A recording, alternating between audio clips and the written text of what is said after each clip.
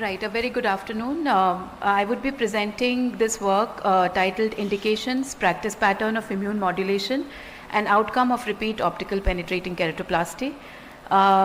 This work has been done at LV Prasad Eye Institute across network, 4 campuses. So the purpose was to determine the indications, practice pattern of immune modulation and outcomes of repeat OPK.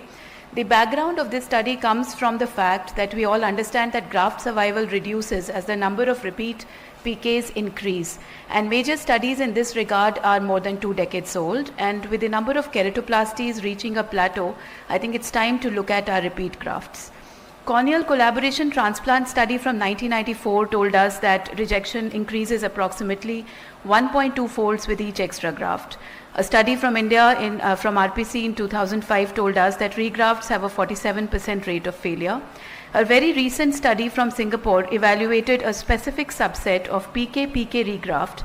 We are talking of only optical grafts, and they also said it's just a 43% survival probability.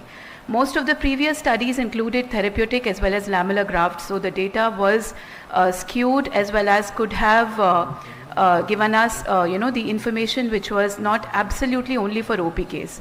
So particularly about immune modulation, again the studies have been done which are very unstructured, and there is no consensus in terms of preoperative and post-op immune modulation algorithm world over, particularly for high-risk grafts. So this brings us to the need why this study was required, and with this objective, we studied patients who underwent repeat OPK over a period of 5 years and analyzed the incidence of failure and rejection over time, as well as the factors responsible for these. We studied a very specific subset of optical penetrating keratoplasty followed by a failed optical penetrating keratoplasty followed by a repeat optical penetrating keratoplasty. So it was a retrospective multicentric study. The data was obtained from EMR, and patients who underwent, as I told you, the repeat OPK in a span of 7 years were included.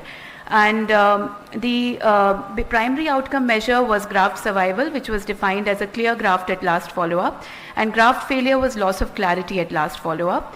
Time to graft failure and improvement in BCVA were our secondary outcome measures. So out of 4,000 optical PKs which were performed in the study period, 259, which is close to 60%, were repeat OPKs, and they were included in this study.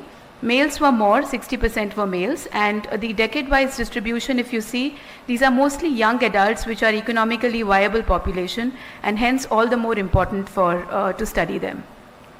So the grafts and indications, if we analyze, we had around 15% patients who had more than 3 previous failed grafts and around 5% who had more than 4 failed previous optical penetrating keratoplasties.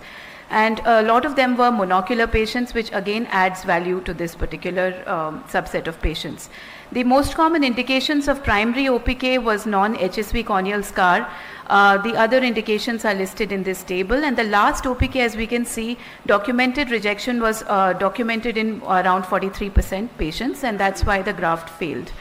The baseline risk factors, the age-old risk factors which we have all read in our textbooks as well, were seen in majority of the patients. 44% had more than 2 quadrants deep vessels, and more than 2 failed grafts were present in 38%, which is but obvious because we included repeat grafts. The practice of immune modulation was limited preoperatively to 19% patients and postoperatively to 7%. And post-op steroids were tapered by a frequency of 10, 7, 5, 3 and 2 over the 1 year after keratoplasty. So the primary outcome measure, which was graft survival, clear grafts at the last follow-up, the mean follow-up period was 31 months, and the last follow-up clear grafts were seen in 38% patients and failed graft in 61%. So this is the Kaplan-Meier survival analysis of these 249 patients. Surprisingly, the median graft survival time was 36 months, which was ranging from 30.2 to 45.8, with a lower graft survival in females as compared to males. Females, though lesser in number, had an early failure as compared to males. Best corrected visual acuity improved maximally at 1 month and started to gradually decline after 3-month follow-up.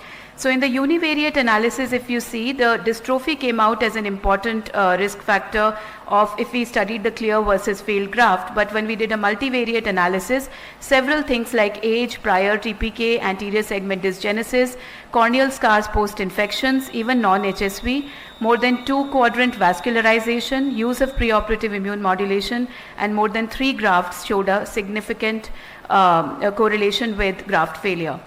To conclude, nearly 60% of optical PKs performed are repeat grafts, and 39% of these remain clear over a mean follow-up of 31 months. Graft failure tends to occur in half of the repeated grafts after 36 months, and males, though, are more likely to undergo repeat OPK, but they fare better than females. Half of these grafts fail post-rejection, 1/3 post-infectious causes. Younger age, presence of deep vessels, previous infections, and more than 2 previous grafts pose a high risk of failure. Present practice pattern of immune modulation is limited to 7 to 20% of patients, and this subset of OPK patients, the high-risk grafts, needs to be studied further with randomized control trials to enhance graft survival in these patients. The strength is EMR-based study, though it is limited by retrospective nature, but our numbers were huge. Most of these studies, like I cited, one study had maximum 50 patients. So we studied a very specific subset, and the numbers add value to our paper. Thank you.